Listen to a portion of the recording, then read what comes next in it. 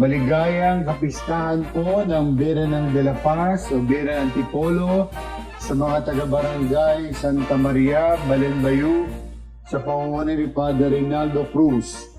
Ako po si Father Nando Tolentino, umabati sa inyo ng isang maligaya at masayang fiesta sa kabila ng pandemya na ating nararanasan sa buong mundo.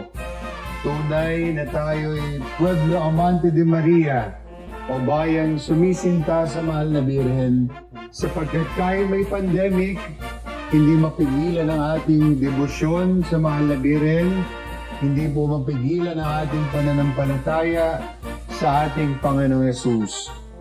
Ipagdiwang natin ang kapistahan ng mahal na Birhen ng may buong pagpapasalamat at pagpupuri sa Kanya bilang ating ina. Mag-ingat din tayo dahil may pandemic.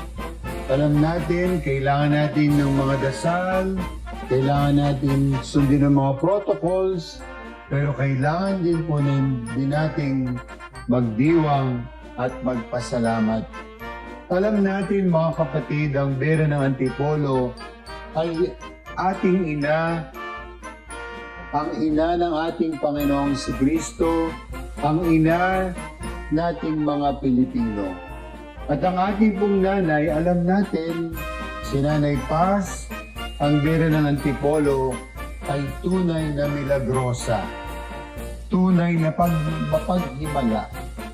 Kaya sa Kanya tayo umaasa, sa Kanya tayo nakikiusap ngayong panahon ng pilgrimage season, ngayong panahon ng kapistahan sa karangalan ng mahal na Birhen, na sana nga po mawala na ang coronavirus sa buong mundo, lalong-lalo na sa ating bansa.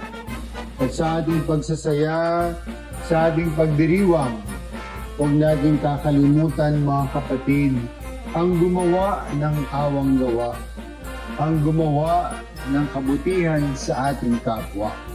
Kulang kasi ang pagdasal lang ng rosaryo, kulang kasi ang magsimba lang, kulang kasi mga kapatid ang ating debosyon sa mahal na Birhen kung hindi tayo nakagagawa ng mabuti at kabutihan sa ating kapwa.